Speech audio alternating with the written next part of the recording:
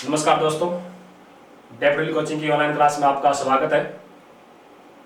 हमारा जो हिंदी के अंदर जो बिंदु चल रहा है वो विकारी शब्द चल रहा है और विकारी हमने संज्ञा पढ़ लिया है, सर्वनाम पढ़ लिया है और आज जो तीसरा जो विकारी शब्द है वो हम कौन सा पढ़ेंगे? विशेषण पढ़ेंगे।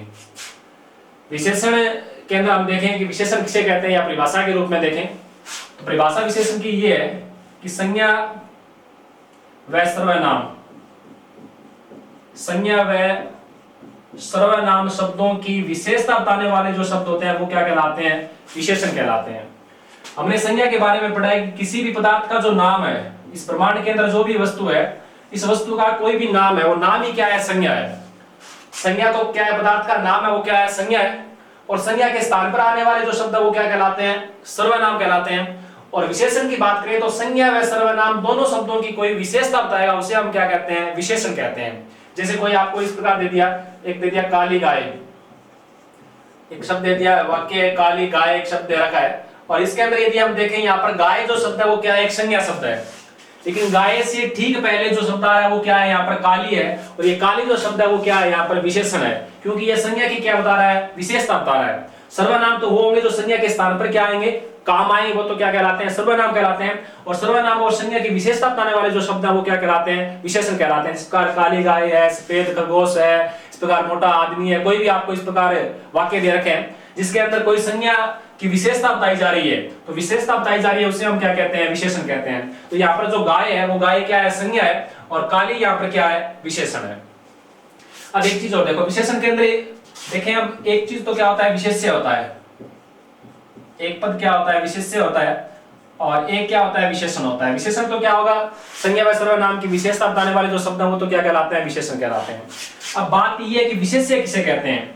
यदि आपको विशेष्य के बारे में पूछे तो जिस संज्ञा सर्वनाम शब्द की विशेषता बताई जाती है, कोई भी संज्ञा या सर्वनाम जो शब्द है उसकी विशेषता बताई जाती है, उसे क्या कहते हैं? विशेष्य कहते हैं। जिस संज्ञा सर्वनाम शब्द की विशेषता बताई जाती है या जिस शब्द की विशेषता बताई जाती है उसे क्या कहते हैं? विशेष्य कहते हैं। और विशेष्य की विशेषता बताने वाले जो शब्द है वो क्या कहलाते हैं? विशेषण कहलाते हैं। तो काली गाय के अंदर यदि आपको ये पूछे कि विशेष्य पद कौन सा है और विशेषण कौन सा है, तो यहाँ पर जो गाय है, गाय संज्ञा शब्द है, ये जिसकी विशेषता बताई जाती है वो पद क्या कहलाता है? विशेष्य कहलाता है। तो यहाँ पर ये गाय है वो क्या है? विशेष्य है और काली ये जो शब्द है वो यहाँ पर क्या है? विशेषण है।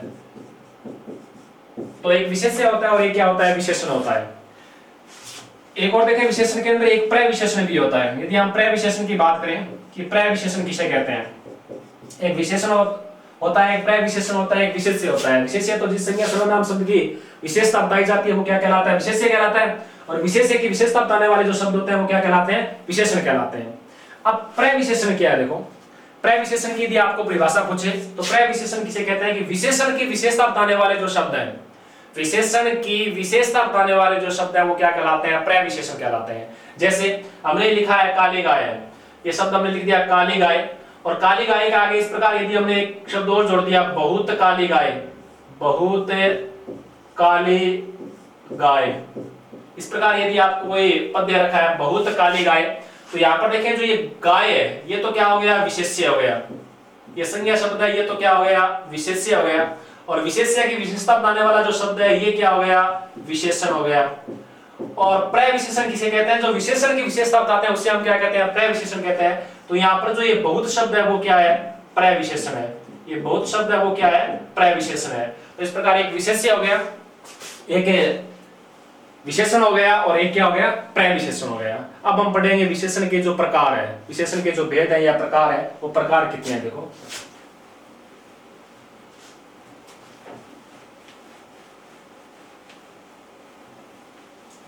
विशेषण के यदि मुख्य भेदों की हम बात करें तो विशेषण के जो मुख्य भेद होते हैं वो कितने होते हैं? 4 हैं। विशेषण के जो मुख्य भेद है वो कितने हैं? 4 हैं।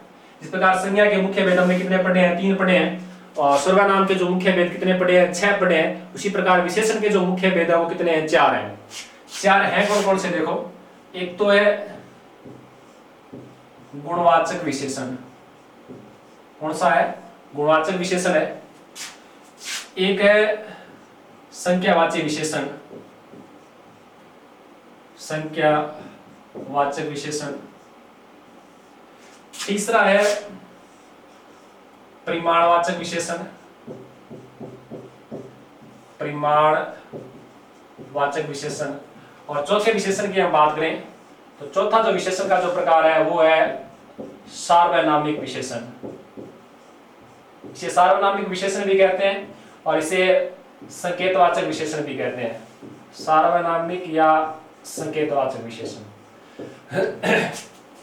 अब देखो विशेषण के जो प्रकार हैं वो मुख्य रूप से जो प्रकार है वो कितने हैं, 4 हैं। एक गुणवाचक विशेषण हो गया, एक संख्यावाचक है, एक परिमाणवाचक है और चौथा है वो कौन सा है, सार्वनामिक और संकेतवाचक है। अब देखो इनकी परिभाषा के रूप में देखें, गुणवाचक विशेषण कहां पर होगा, संख्यावाचक कहां पर होगा, परिमाणवाचक कहां पर होगा, सार्वनामिक कहां पर होगा। ये जो शब्द दे रखे हैं इसका अर्थ से हमें पता चल रहा है कि जो गुणवाचक जो शब्द है, देखो गुण से तात्पर्य तो क्या गुण हो गया, लेकिन इसके अंदर गुण भी आएंगे, दोष भी आएंगे, रंग है, आकार है, अवस्था है, स्थिति है, स्वाद है, सब कुछ शामिल किए जाते हैं।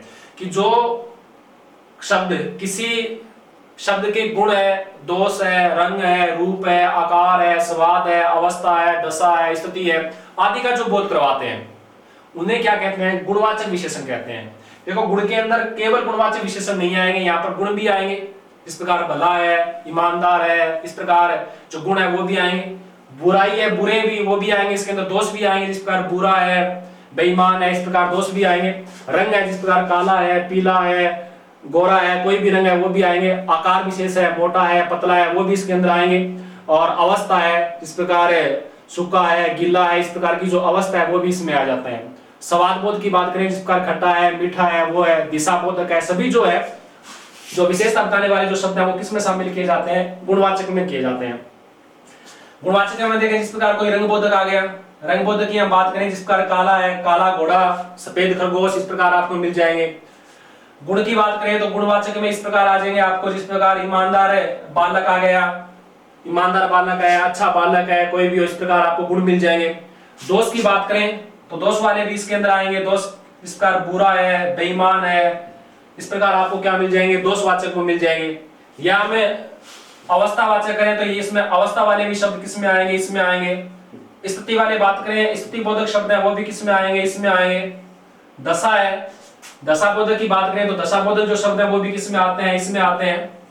तो रंग है, गुण है, दोष है, अवस्था है, स्थिति है, दशा है, वो सभी जो चीजें शामिल है वो सभी चीजें शामिल किसमें की जाती है, गुणवाचक में की जाती है।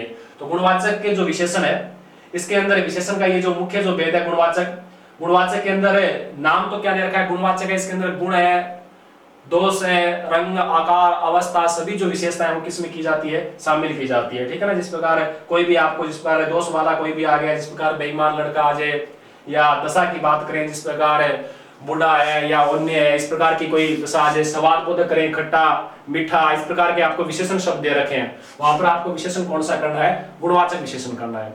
तो गुणवाचक विशेषण, पहला विशेषण का जो भेद है वो कौन सा है, गुणवाचक है। इसके अंदर रंग, गुण, दोष, अवस्था, स्थिति, दशा, ये सभी क्या किए जाते हैं, शामिल किए जाते हैं। दूसरा हम बात करें संख्यावाची विशेषण की। दूसरा जो विशेषण का भेद है वो कौन सा है, संख्यावाची विशेषण है। अब देखो संख्यावाची विशेषण कहां पर होगा, यदि कोई शब्द है और वो किसी संज्ञा शब्द की संख्या संबंधी क्या बता रहा है, विशेषता बता रहा है। ऐसा कोई शब्द जो किसी भी संख्या शब्द की क्या बता रहा है, संख्या संबंधी विशेषता बता रहा है। संख्या जिस प्रकार 1 है, 2 है, 3 है, 4 है, 5 है, इस प्रकार यदि कोई संख्या संबंधी विशेषता बताई जा रही है, वहां पर जो विशेषण माना जाता है वो कौन सा माना जाता है, संख्यावाची माना जाता है। जैसे हम यदि बात करें 4 व्यक्ति, एक तो आपको दे रखा है 4 व्यक्ति और एक स्थान पर दे रखा है कई लोग, कई लोग। अब देखो 4 व्यक्ति, यहां पर व्यक्ति जो है वो संज्ञा शब्द है और उसकी विशेषता है कि वो संख्या में कितने हैं, 4 है। तो ये जो 4 जो शब्द है वो इस व्यक्ति की क्या बता रहा है, विशेषता बता रहा है। तो ये जो शब्द है संज्ञा शब्द है उसकी यहाँ पर विशेषता बताई जा रही है। तो ये जो 4 जो शब्द है वो क्या है, विशेषण है। और विशेषण के यदि हम चारों प्रकारों की बात करें तो यहाँ पर 4 वो क्या है, एक संख्यावाची विशेषण है। तो 4 यहाँ पर क्या है, संख्या है। अब देखो यहाँ पर कई लोग, कई लोग की बात करें तो यहाँ पर जो लोग है वो संज्ञा शब्द है, उसकी विशेषता है कि वो कितने हैं, कई है। यहाँ पर कई लोग दे रखा है और यहाँ पर क्या दे रखा है, 4 व्यक्ति दे रखा है। अब देखो अंतर क्या है, संख्यावाची विशेषण है, संख्या 2 प्रकार की हो सकती है, एक तो निश्चित संख्या होती है और दूसरी कौन सी होती है, अनिश्चित संख्या होती है। जो विशेषण शब्द किसी निश्चित संख्या का बोध करवाएगा वहां पर तो कौन सी होगी, निश्चित संख्यावाची विशेषण होगा। और जो कोई शब्द किसी अनिश्चित संख्या का यदि बोध करवाएगा वहां पर कौन सी होगी, अनिश्चित संख्यावाची विशेषण होगा। यहाँ पर देखो 4 जो संख्या है वो क्या है, निश्चित संख्या है। 4 है, 5 है, 6 है, 1000 है, 2000 है, इस प्रकार यदि आपको संख्या दे रखी है वो तो क्या है, निश्चित संख्या है। तो ये तो किस में आ जाएंगे, निश्चित संख्यावाची विशेषण में आ जाएंगे। और कई है, कुछ है, बहुत सारे हैं, हजारों हैं, लगभग है, इस प्रकार यदि आपको दे रखे हैं वो किस में आ जाते हैं, अनिश्चित संख्यावाची विशेषण में आ जाते हैं। तो इस प्रकार संख्यावाची जो विशेषण है उसे आगे कितने भागों में बांटा गया है, 2 भागों में बांटा गया है। 2 भागों की यदि बात करें, एक तो क्या होती है, निश्चित संख्या होती है, जहां पर निश्चितता का बोध होगा वो तो निश्चयवाची संख्यावाची विशेषण हो जाएगा। और दूसरी जो संख्या होती है वो कौन सी है, अनिश्चित संख्या है। जहां पर अनिश्चित संख्या का बोध होगा वहां पर कौन सा होगा, अनिश्चित संख्यावाची विशेषण हो जाएगा।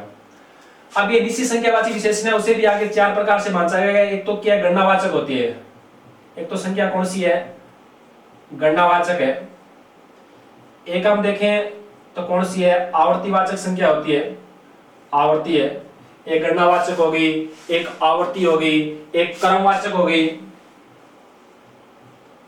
क्रमवाचक संख्या, और एक है वो क्या है, समुदायवाचक है। कौन सी है, समुदाय। देखो निश्चित जो संख्या है वो हम मुख्य रूप से देखें तो 4 प्रकार है। 4 प्रकार देखें। गणनावाचक, गणनावाचक के अंदर आपको इस प्रकार मिलेंगे 1 2 3 4 5, ये जो निश्चित संख्या है वो क्या है, गणना में।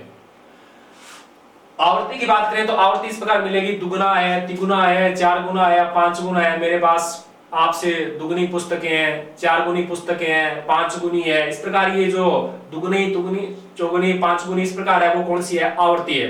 ये संख्या के अंदर है, लेकिन संख्या के अंदर ये क्या हो रही है, आवर्ती हो रही है। क्रमवाचक की बात करें तो क्रमवाचक के अंदर इस प्रकार संख्या मिलेगी, पहला, दूसरा, तीसरा, चौथा, पांचवा, इस प्रकार यदि क्रमवाचक दे रखी है। निश्चित संख्या तो है लेकिन इसके अंदर क्या आ रहा है, क्रम आ रहा है, तो वो किस में मानी जाती है, क्रमवाचक में मानी जाती है। समुदाय के अंदर आपको इस प्रकार मिलेंगे, दोनों, तीनों, चारों, पांचों, इस प्रकार यदि कोई वाक्य दे रखा है वहां पर जो संख्या है वो कौन सी मानी जाती है, समुदायवाचक मानी जाती है। तो संख्यावाची विशेषण यदि कोई शब्द है वो किसी संख्या की संख्यावाची संबंध विशेषता बताता है वहां पर कौन सा होता है, संख्यावाची विशेषण है। और संख्या 2 प्रकार की हो सकती है, एक तो निश्चित संख्या, दूसरी कौन सी है, अनिश्चित संख्या है। इसके आधार पर इसके 2 उपभेद हो गए, तो निश्चित संख्यावाची विशेषण हो जाएगा और दूसरा कौन सा है, अनिश्चित संख्यावाची विशेषण हो जाएगा। आगे हमने पढ़ा है निश्चित संख्या को 4 भागों में बांटा गया है। गणना होगी 1 2 3 4 5, आवर्ती हो गई दुगुना, तिगुना, चौगुना, 5 गुना हो जाएगा। क्रम पहला, दूसरा, तीसरा, चौथा, पांचवा हो जाएगा। और समुदाय के अंदर दोनों, तीनों, चारों, पांचों, इस प्रकार आपको संख्या मिलेगी। अनिश्चित संख्या के अंदर आपको इस प्रकार मिल जाएंगे, कई है, बहुत है, इस प्रकार वाचक शब्द मिलेंगे, कई है, बहुत है, लगभग है, हजारों है, लगभग, हजारों। तो इस प्रकार की यदि का आपको कोई विशेषण शब्द दे रखा है और जो संख्या संबंधी क्या बता रहा है, किसी चीज की विशेषता बता रहा है जिसकी हम गणना कर सकते हैं, लेकिन गणना निश्चित मात्रा में नहीं हो रही है, ठीक है ना, अनिश्चित मात्रा में हो रही है, वहां पर कौन सा होगा, अनिश्चित संख्यावाची विशेषण होगा। इस प्रकार कई लोग आ जाए, लाखों लोग आ जाए, 1000 2000 रुपए आ जाए, लगभग 200 आ जाए, इस प्रकार यदि आपको कोई संख्या मिल जाए, ठीक है ना, तो वहां पर आपको कौन सा करना है, अनिश्चित संख्यावाची विशेषण करना है। तो ये संख्यावाची विशेषण के कितने प्रकार हो गए, 2 प्रकार हो गए, एक तो निश्चित हो गया, दूसरा कौन सा हो गया, अनिश्चित हो गया। तीसरा आपका जो विशेषण का जो प्रकार है, तीसरा जो प्रकार है वो कौन सा है, परिमाणवाचक विशेषण है। देखो परिमाण से तात्पर्य क्या है कि जिस वस्तु का हम क्या कर सकते हैं, नाप तोल कर सकते हैं, उसे क्या कहते हैं, परिमाण कहते हैं। तो इस प्रकार की यदि कोई शब्द दे रखा है जो किसी संख्या शब्द की नाप तोल संबंधी क्या बता रहा है, विशेषता बता रहा है, इस प्रकार 1 लीटर, 2 लीटर, 5 लीटर है, कई लीटर है, थोड़ा दूध, कम पानी, इस प्रकार की यदि आपको वाक्य दे रखे हैं तो वहां पर जो इस चीज का हम क्या कर सकते हैं, नाप तोल कर सकते हैं। मात्रा के अंदर जो इकाई आ रही है वहां पर जो विशेषण होता है वो कौन सा होता है, परिमाणवाचक होता है। जिस प्रकार संख्या भी क्या होती है, निश्चित और अनिश्चित मात्रा में होती है, उसी प्रकार नापतोल भी क्या हो सकता है, निश्चित भी हो सकता है और अनिश्चित हो सकता है। तो इसके आधार पर इसके भी 2 प्रकार माने जाते हैं, एक तो है निश्चित परिमाणवाचक विशेषण और दूसरा कौन सा है, अनिश्चित परिमाणवाचक विशेषण है। जिस प्रकार यदि आपको दे दिया 1 लीटर दूध, 1 लीटर दूध, अब दूध है इसकी विशेषता है कि वो कितना है, 1 लीटर है। अब दूध यहाँ पर संज्ञा शब्द है, उसकी विशेषता पाई जा रही है कि वो कितना है, 1 लीटर है। तो यहाँ पर ये जो शब्द है वो क्या है, विशेषण है।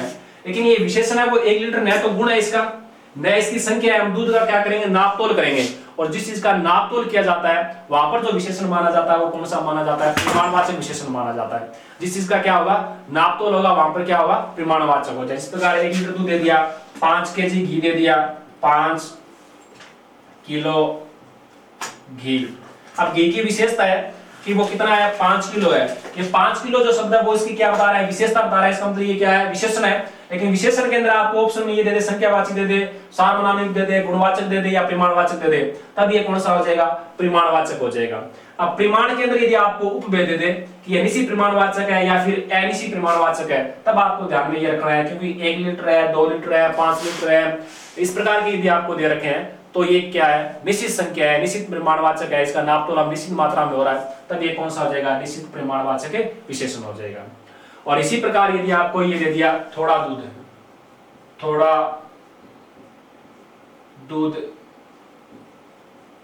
अधिक पानी, अधिक पानी, बहुत सारा घी, इस प्रकार यदि आपको वाक्य दे रखे हैं। यहां पर देखो दूध है, पानी है, घी है, वो क्या है? संज्ञा शब्द है और उनकी क्या बताई जा रही है? विशेषता बताई जा रही है। विशेषता है, दूध की विशेषता है कि वो क्या है? थोड़ा है। पानी की विशेषता है वो क्या है? अधिक है। और घी की विशेषता है कि वो क्या है? बहुत सारा है। लेकिन यहाँ पर इसका हम दूध, पानी, घी का क्या करेंगे? नापतोल करेंगे, इसकी गणना नहीं करेंगे। और गणना नहीं करेंगे तब तो ये क्या नहीं होगा? संख्यावाची नहीं होगा, क्योंकि इसका नापतोल करेंगे तो कौन सा है? परिमाणवाचक विशेषण है। तो विशेषण ये सभी क्या है? परिमाणवाचक है। लेकिन अब समस्या ये है कि ये निश्चित संख्या है या फिर अनिश्चित संख्या है। देखो थोड़ा दूध है, दूध की विशेषता है वो कितना है? थोड़ा है, क्योंकि इसकी कोई निश्चित मात्रा नहीं है। यहाँ पर तो हमने क्या लिखा है? 1 लीटर लिखा है। यहाँ पर तो 1 लीटर निश्चित मात्रा है और यहाँ पर इसकी मात्रा क्या नहीं है? निश्चित नहीं है। तब ये किस में चला जाएगा? अनिश्चित परिमाणवाचक क्या हो जाएगा? विशेषण हो जाएगा। इसी प्रकार पानी है, पानी की विशेषता है वो क्या है? अधिक है, लेकिन अधिक जो मात्रा है वो इसकी अनिश्चित मात्रा है। तो अधिक पानी है, यहाँ पर क्या हो जाएगा? अनिश्चित परिमाणवाचक विशेषण हो जाएगा। 2 लीटर पानी आ जाए तब तो ये किस में चला जाएगा? निश्चित परिमाणवाचक विशेषण में चला जाएगा। और अधिक पानी आ गया तो किस में चला गया? अनिश्चित परिमाणवाचक विशेषण है। इसी प्रकार घी की विशेषता है कि वो बहुत सारा है। तो बहुत सारा यहाँ पर हमने लिखा 5 किलो। 5 किलो यहाँ पर तो मात्रा क्या दे रखी है? निश्चित मात्रा दे रखी है, तो ये परिमाणवाचक विशेषण है। और बहुत सारा तो यहाँ पर अनिश्चित परिमाणवाचक विशेषण का ये क्या है? उदाहरण है। तो इस प्रकार आपको परिमाणवाचक और अपरिमाणवाचक के अंदर क्या करना है? अंतर करना है। चौथा जो भेद है, चौथा भेद कौन सा है? सार्वनामिक या संकेतवाचक विशेषण है। हमने जो सर्वनाम पढ़े हैं उसमें एक बात हमने ये पढ़ी है कि जो जिस प्रकार यह, वह, कोई, कुछ, इस प्रकार के जो सर्वनाम शब्द हैं उनका प्रयोग यदि संज्ञा से ठीक पहले किया जा रहा है और वो संज्ञा की क्या बताते हैं? विशेषता बताते हैं, तो वहां पर वो सर्वनाम न होकर उसका रूप परिवर्तन हो जाता है। वो क्या माने जाते हैं? सार्वनामिक विशेषण माने जाते हैं। तो वही सार्वनामिक यहाँ पर विशेषण है। जब कोई इस प्रकार सर्वनाम शब्द किसी संज्ञा की ओर विशेषता बताता है और उसकी ओर यदि संकेत कर रहा है, तब वहां पर वो क्या माना जाता है? सर्वनामिक विशेषण माना जाता है। जिस प्रकार कोई वाक्य दे रखा है, वह गाय, वह गाय। अब देखो गाय जो शब्द है वो क्या है? संज्ञा है। अब यहाँ पर जो ये वह दे रखा है, ये वह यहाँ पर सर्वनाम नहीं है, क्योंकि हमने सर्वनाम की परिभाषा ये पढ़ी है कि संज्ञा के स्थान पर आने वाले जो शब्द हैं वो क्या कहलाते हैं? सर्वनाम कहलाते हैं। लेकिन यहाँ पर तो संज्ञा शब्द दे रखा है और संज्ञा से ठीक पहले यहाँ पर क्या दे रखा है? वह दे रखा है। इसका मतलब है वह जो शब्द है वो संज्ञा शब्द की क्या बताता है? विशेषता बताता है और उसकी ओर क्या कर रहा है? संकेत कर रहा है। तो इस प्रकार यदि कोई शब्द दे रखे हैं वहां पर वह गाय, तो आपको ये वह पूछ ले तो ये वह यहाँ पर क्या है? विशेषण है। और विशेषण कौन सा होगा? सार्वनामिक विशेषण होगा। तो सर्वनाम से बना हुआ ऐसा कोई विशेषण शब्द जो किसी संज्ञा शब्द की विशेषता के रूप में आ रहा है, तब वो क्या कहला जाता है? सार्वनामिक विशेषण कहलाता है। फिर हमने ये पढ़ा इस प्रकार कोई भी व्यक्ति आ रहा है, कोई बालक आ रहा है या कोई व्यक्ति आ रहा है, कोई बालक आ रहा है। अब देखो बालक शब्द क्या है? संज्ञा है और इसकी विशेषता है कि वो कोई बालक आ रहा है। तो यहाँ पर कोई है वो यहाँ पर क्या है कि यहाँ पर सर्वनाम शब्द नहीं है, क्योंकि यदि वाक्य इस प्रकार को कोई आ रहा है तब तो ये क्या है? संज्ञा के स्थान पर आ रहा है। मतलब रमेश आ रहा है, मोहन आ रहा है या बालक आ रहा है, कोई भी आ रहा है, तो कोई तो क्या है? संज्ञा के स्थान पर आएगा, तब तो ये क्या है? सर्वनाम है। लेकिन इसके आगे हमने ये लिख दिया कि कोई बालक आ रहा है, तो बालक हमने आगे इसकी संज्ञा लिख दी है और ये संज्ञा की क्या बता रहा है? विशेषता बता रहा है। लेकिन विशेषता बता रहा है तो ये कौन सा हो जाएगा? अनिश्चित सार्वनामिक विशेषण हो जाएगा। तो इस प्रकार यदि सर्वनाम शब्द का प्रयोग संज्ञा की विशेषता के रूप में हो जाता है तो वहां पर जो विशेषण माना जाता है वो कौन सा माना जाता है? सार्वनामिक विशेषण माना जाता है। जैसे यह लड़का बहुत बुद्धिमान है, इसमें कोई वाक्य आ जाए कि यह लड़का बहुत बुद्धिमान है, तो यह जो शब्द है वो लड़के की क्या बताता है, विशेषता बता रहा है। तो लड़का शब्द क्या हो गया, संज्ञा हो गया, और यह लड़का, तो यह यहाँ पर आपको पूछे तो ये क्या हो जाएगा, सार्वनामिक विशेषण हो जाएगा। तो इस प्रकार आज हमने विशेषण के जो 4 प्रकार पढ़े हैं उसमें हमने पहला क्या पढ़ा है, गुणवाचक विशेषण पढ़ा है। गुणवाचक के अंदर गुण भी आएंगे, दोष भी आएंगे, दशा भी आएगी, अवस्था भी आएगी, रंग भी आएगा, रूप भी आएगा, सभी जो विशेषण है वो किसमें आ जाते हैं, गुणवाचक के अंदर आ जाते हैं। इसके बाद में दूसरा हमने क्या पढ़ा, संज्ञावाचक विशेषण है, जहां पर किसी संज्ञा शब्द की संख्या संबंधी विशेषता बताई जाती है, वहां पर जो विशेषण होता है वो कौन सा है, संज्ञावाचक है। संख्या निश्चित मात्रा में भी हो सकती है और अनिश्चित मात्रा में भी हो सकती है। इसके आधार पर इसके 2 भेद हमने पढ़ लिए हैं, एक तो निश्चित परिमाणवाचक विशेषण है, दूसरा कौन सा है, अनिश्चित परिमाणवाचक विशेषण है। तीसरा हमने परिमाणवाचक पढ़ा है, जिस वस्तु का हम क्या कर सकते हैं, नापतोल करेंगे, वहां पर जो विशेषण होगा वो कौन सा होगा, परिमाणवाचक होगा। नापतोल भी 2 मात्रा हो सकती है, तो निश्चित मात्रा होती है, दूसरी कौन सी है, अनिश्चित मात्रा है। तो इसके आधार पर इसके भी हमने कितने पढ़ लिए, 2 भेद पढ़ लिए। इसके बाद में सार्वनामिक विशेषण की बात करें, यदि कोई सर्वनाम शब्द संज्ञा की क्या बताता है, विशेषता बताता है, वहां पर यदि विशेषण की बात करें तो ये कौन सा होता है, सार्वनामिक विशेषण होता है। इसके अलावा देखो ये 4 जो मुख्य भेद है, इसके अलावा आपको एनसीईआरटी के अंदर एक भेद और दे रखा है, 5वें भेद की यदि हम बात करें तो 5वां भेद आपको दे रखा है व्यक्तिवाचक विशेषण है। कौन सा है, व्यक्तिवाचक विशेषण है। देखो जिस प्रकार हमने संज्ञा के अंदर ये पढ़ा है कि जातिवाचक संज्ञा के 2 उपभेद होते हैं, एक तो कौन सा है, द्रव्यवाचक है, एक कौन सा है, समुदायवाचक है। इसी प्रकार ये व्यक्तिवाचक जो विशेषण है वो मूल रूप से किसका माना जाता है, गुणवाचक का ही एक उपभेद माना जाता है। गुणवाचक के अंदर ही आ जाते हैं व्यक्तिवाचक वाले उदाहरण, लेकिन एनसीईआरटी के अंदर ये अलग से दे रखा है एक विशेषण, कौन सा है, व्यक्तिवाचक विशेषण है। देखो व्यक्तिवाचक विशेषण कहां पर होगा कि व्यक्तिवाचक संज्ञा से बना हुआ यदि कोई भी शब्द है और किसी शब्द की क्या बता रहा है, विशेषता के रूप में आता है, विशेषता के रूप में कहीं पर आ रहा है, वहां पर ये जो विशेषण माना जाता है वो कौन सा माना जाता है, व्यक्तिवाचक विशेषण माना जाता है। जैसे कोई शब्द आ जाए बनारसी साड़ी, बनारसी साड़ी आ जाए, कोई स्थान विशेष को दे रखा है, जोधपुरी कोट दे रखा है, बनारसी साड़ी, जोधपुरी कोट, बीकानेरी भुजिया, बीकानेरी भुजिया, इस प्रकार के यदि आपको शब्द दे रखे हैं और वो यहाँ पर देखो भुजिया की विशेषता है कि वो कैसा है, बीकानेरी, मतलब ये स्थान विशेष है, बीकानेर, बनारसी, जोधपुर ये स्थान विशेष है, और ये व्यक्तिवाचक संज्ञा से ये शब्द किसमें हो गए, विशेषण का रूप आ गए। यहाँ पर साड़ी की विशेषता है वो क्या है, बनारसी साड़ी है, कोट है वो कैसा है, जोधपुरी कोट है, भुजिया कहाँ का प्रसिद्ध है, बीकानेर का, मतलब बीकानेरी भुजिया है। तो ये जो संज्ञा जो शब्द है वो यहाँ पर क्या बता रहे हैं, भुजिया, साड़ी और कोट की क्या बताते हैं, विशेषता के रूप में आ रहे हैं। अब इन शब्दों के अंदर यदि आपको विशेषण पूछे तो यहाँ पर विशेषण कौन सा है, व्यक्तिवाचक विशेषण है। यदि व्यक्तिवाचक ऑप्शन में नहीं दे रखा है तब यहाँ पर साड़ी की विशेषता अलग से है, गुण है इसका, कोट का भी यहाँ पर क्या है, गुण है, भुजिया का भी अपना विशेष गुण है। तो इसलिए ये जो विशेषण है वो किस में माना जाता है, गुणवाचक का क्या माना जाता है, इनके उपभेद माना जाता है। गुणवाचक भी दे रखा है ऑप्शन में, आपको व्यक्तिवाचक दोनों एक साथ दे रखे हैं, तब तो आपको कौन सा करना है, व्यक्तिवाचक करना है। और व्यक्तिवाचक यदि ऑप्शन में नहीं दे रखा है, इन चारों में से कोई दे रखा है, तब आपको इस प्रकार के जो उदाहरण आएंगे वो किस में आएंगे, आपको गुणवाचक के अंदर आएंगे। तो ये विशेषण के 4 मुख्य प्रकार हो गए, कौन सा हो गया, 5वां कौन सा हो गया, व्यक्तिवाचक हो गया। अब देखो विशेषण में एक चीज और है, गुणवाचक जो विशेषण है उसकी 3 अवस्थाएं मानी जाती है। गुणवाचक जो विशेषण है उसकी क्या होती है, 3 अवस्था होती है। यदि हम विशेषण की, गुणवाचक विशेषण की अवस्थाओं की बात करें तो विशेषण की जो अवस्थाएं होती है वो कितनी होती है, 3 अवस्था होती है। विशेषण की अवस्था कितनी है, 3 अवस्था है। और 3 अवस्था की हम बात करेंगे, 3 अवस्था कौन कौन सी है, तो विशेषण की जो 3 अवस्था है, एक विशेषण है मूलावस्था, विशेषण की जो अवस्था है वो एक तो कौन सी है, मूलावस्था है। दूसरी जो विशेषता है वो कौन सी है, उत्तरावस्था है। और तीसरी विशेषण की जो अवस्था मानी जाती है वो कौन सी मानी जाती है, उत्तमावस्था मानी जाती है। गुणवाचक विशेषण की 3 अवस्था, एक मूलावस्था, एक है उत्तरावस्था और एक क्या है, उत्तमावस्था है। अब देखो तीनों में अंतर क्या है, यदि कोई विशेषण शब्द अपने मूल रूप में आ रहा है, तो किसी के बीच में तुलना नहीं हो रही है, कोई विशेषण शब्द अपने मूल रूप में आ रहा है, तब वहां पर विशेषण की जो अवस्था मानी जाती है वो कौन सी विशेषता मानी जाती है, मूलावस्था मानी जाती है। जैसे कोई वाक्य दे रखा है, राम सुंदर, राम सुंदर बालक है,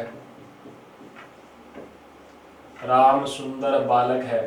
अब राम की विशेषता है कि वो कैसा है, सुंदर है। यहाँ पर जो सुंदर जो शब्द है, विशेषण शब्द अपने मूल रूप में आ रहा है। यहाँ पर जो सुंदर शब्द है वो अपने मूल रूप में आ रहा है। यहाँ पर जो विशेषण की जो अवस्था है वो कौन सी मानी जाती है, सुंदर है, विशेषण है। और इसके लिए आपको अवस्था पूछे तो अवस्था कौन सी है, मूल अवस्था है। अब उत्तरा और अवस्था, उत्तम अवस्था में अंतर क्या है कि जब किसी दो वस्तुओं के बीच में तुलना की जाती है और दो में से यदि एक को श्रेष्ठ मान लिया जाता है या हीन मान लिया जाता है, तो वहां पर जो विशेषण की जो अवस्था मानी जाती है वो अवस्था कौन सी मानी जाती है, विशेषण की उत्तरावस्था मानी जाती है। मतलब दो वस्तु है, दो में से किसी एक को श्रेष्ठ मान ले चाहे हीन मान ले, वहां पर जो विशेषण की अवस्था है वो कौन सी मानी जाती है, उत्तरावस्था मानी जाती है। उत्तरावस्था की बात करें जिस प्रकार यदि आपको कोई वाक्य दे रखा है कि राम श्याम से सुंदर है, राम श्याम से सुंदर है। अब राम श्याम से सुंदर है, यहाँ पर जो सुंदर की जो विशेषता है, ये सुंदर जो शब्द है ये विशेषण की जो अवस्था है। यहाँ पर दो वस्तुओं के बीच में या दो व्यक्तियों के बीच में हमने क्या कर दिया, तुलना कर दी है। और तुलना कर दी है, यहाँ पर जो विशेषण की जो अवस्था है वो क्या मानी जाती है, उत्तरावस्था मानी जाती है। तो इस प्रकार दो के बीच में तुलना आ जाए या इसकी अपेक्षा ये सुंदर है, इसकी अपेक्षा ये है, इस प्रकार के यदि आपको यदि शब्द कहीं पर दे रखे हैं तो वहां पर विशेषण की जो अवस्था मानी जाती है वो कौन सी मानी जाती है, उत्तरावस्था मानी जाती है। और उत्तम क्या हो गया, सबसे श्रेष्ठ हो गया। यदि किसी संज्ञा शब्द को सब में से क्या मान लिया जाता है, श्रेष्ठ मान लिया जाता है। जिस प्रकार राम सबसे सुंदर है, राम सबसे सुंदर है, तो सबसे शब्द दे रखा है, उसके बाद में विशेषण शब्द क्या आ रहा है, सुंदर आ रहा है, तब यह विशेषण की अवस्था कौन सी मानी जाती है, उत्तम अवस्था मानी जाती है। जिस प्रकार राम सबसे सुंदर है, राम सबसे सुंदर है। अब यहाँ पर यदि आपको विशेषण की अवस्था पूछे तो यहाँ पर विशेषण की अवस्था कौन सी मानी जाती है, उत्तमावस्था मानी जाती है। तो ये विशेषण की तीन अवस्था होती है, एक तो मूलावस्था है, एक उत्तरावस्था है और एक कौन सी होती है, उत्तमावस्था। जहां विशेषण अपने मूल रूप में होता है वहां पर विशेषण की अवस्था कौन सी मानी जाती है, मूलावस्था मानी जाती है।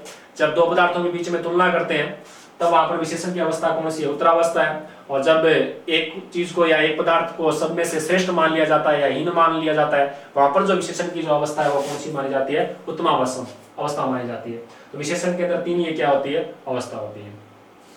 एक चीज और है विशेषण के अंदर, हम देखें एक वाक्य में प्रयोग के आधार पर विशेषण के प्रकार। यदि आपको ये पूछे कि वाक्य में प्रयोग के आधार पर विशेषण के कितने प्रकार होते हैं, तो ये विशेषण के चार प्रकार तो अपने मुख्य पढ़े हैं, लेकिन वाक्य प्रयोग के आधार पर, वाक्य प्रयोग के आधार पर, प्रयोग के आधार पर आपको यदि विशेषण के प्रकार पूछे, वाक्य प्रयोग के आधार पर विशेषण के जो प्रकार पूछे, तो विशेषण के जो प्रकार होते हैं वो कितने होते हैं, दो होते हैं। विशेषण के भेद पूछे कितने हैं, चार है। लेकिन मैं आपको ये बता रहा हूं वाक्य प्रयोग के आधार पर विशेषण के जो प्रकार है वो कितने होते हैं, दो प्रकार होते हैं। दो प्रकारों की हम बात करें तो एक तो होता है उद्देश्य विशेषण है, एक तो कौन सा है, उद्देश्य विशेषण होता है, और दूसरा कौन सा होता है, विधेय विशेषण होता है। वाक्य प्रयोग के आधार पर विशेषण के दो प्रकार होते हैं, एक तो उद्देश्य विशेषण है और दूसरा कौन सा है, विधेय विशेषण है। देखो दोनों में अंतर क्या है, उद्देश्य विशेषण और विधेय विशेषण के अंदर। यदि वाक्य के अंदर यदि कोई विशेषण शब्द है वो संज्ञा से पहले आ रहा है तब तो वो क्या माना जाता है, उद्देश्य विशेषण माना जाता है। और यदि वाक्य के अंदर पहले विशेष्य आ रहा है उसके बाद में विशेषण आ रहा है, इनमें दोनों में यदि विशेषता देखें, पहले आपको क्या दे रखा है, विशेषण शब्द दे रखा है और उसके बाद में क्या दे रखा है, विशेष्य दे रखा है। पहले विशेषण और उसके बाद में क्या आ रहा है, विशेष्य आ रहा है, तब तो वाक्य प्रयोग के आधार पर क्या माना जाता है, उद्देश्य विशेषण माना जाता है। और यदि आपको पहले विशेष्य दे रखा है, पहले विशेष्य शब्द दे रखा है और उसके बाद में यदि आपको क्या दे रखा है, विशेषण दे रखा है, तब वो वाक्य प्रयोग के आधार पर वो विशेषण का जो प्रकार माना जाता है वो कौन सा माना जाता है, विधेय विशेषण माना जाता है। जैसे कि आपको कोई दे दिया महंगे कपड़े, महंगे कपड़े। अब कपड़ों की जो विशेषता दे रखी है, कपड़ों की विशेषता है वो क्या है, महंगे है। कपड़ों की विशेषता क्या है, वो महंगे है। यहाँ पर जो महंगे जो शब्द है वो क्या है, विशेषण है, और कपड़े वो क्या है, विशेष्य है। तो यहाँ पर पहले क्या आ रहा है, विशेषण आ रहा है, उसके बाद में क्या आ रहा है, विशेष्य आ रहा है। तब आपको ये पूछे ये कौन सा विशेषण का प्रकार है, तो ये विशेषण का प्रकार कौन सा हो जाएगा, उद्देश्य विशेषण हो जाएगा। इसी प्रकार आ जाए चालाक महिला, चालाक महिला, समझदार बालक, समझदार बालक। इस प्रकार के ये वाक्य दे रखे हैं कि महंगे कपड़े, चालाक महिला, समझदार बालक। तो बालक की विशेषता है कि वो समझदार है, महिला कैसी है, चालाक है, कपड़े कैसे हैं, महंगे हैं। ये जो सभी जो शब्द हैं वो क्या बता रहे हैं, विशेषण, विशेष्य की क्या बताते हैं, विशेषता बताते हैं। तो पहले यहाँ पर क्या आ रहा है, विशेषण आ रहा है, उसके बाद में क्या आ रहा है, विशेष्य। पहले विशेषण बाद में क्या है, यहाँ पर विशेष्य। पहले विशेषण और बाद में क्या आ रहा है, विशेष्य। तो इस प्रकार के यदि कोई वाक्य दे रखे हैं तब वो वाक्य प्रयोग के आधार पर ये जो प्रकार माना जाता है, कौन सा माना जाता है, उद्देश्य विशेषण माना जाता है। इसी का यदि हम विपरीत करते हैं, पहले तो क्या आ जाए, विशेष्य आ जाए और उसके बाद में क्या आ जाए, विशेषण आ जाए, तब इसका जो प्रकार हो जाता है वो कौन सा हो जाता है, विधेय विशेषण हो जाता है। इस प्रकार हम देखें, लड़का ईमानदार है, लड़का ईमानदार, लड़का ईमानदार है, इस प्रकार आ जाए। तो यहाँ पर लड़का जो शब्द है वो क्या है, संज्ञा है, और इसकी विशेषता है कि वो कैसा है, ईमानदार है। तो यहाँ पर विशेष्य क्या है, पहला आ रहा है, और विशेषण क्या आ रहा है, बाद में आ रहा है। तब ये विशेषण का जो प्रकार माना जाता है वो कौन सा माना जाता है, विधेय विशेषण माना जाता है। लड़की चालाक है, तो लड़की जो शब्द है वो क्या है, संज्ञा है, चालाक उसकी क्या है, विशेषता है। तो विशेष्य पहले आ रहा है, विशेषण क्या आ रहा है, बाद में आ रहा है, ठीक है ना। दीपक होशियार है, तो दीपक यहाँ पर क्या है, विशेष्य, और होशियार उसका क्या है, विशेषण है। तो इस प्रकार यदि कोई वाक्य दे रखे हैं तो वहां पर जो प्रकार माना जाता है वो कौन सा माना जाता है, विधेय विशेषण का माना जाता है। इस प्रकार के जो विशेषण के जो हमने 4 प्रकार पढ़े आज, एक गुणवाचक विशेषण हो गया, एक संख्यावाचक हो गया, एक परिमाणवाचक हो गया, एक कौन सा हो गया, सार्वनामिक विशेषण हो गया।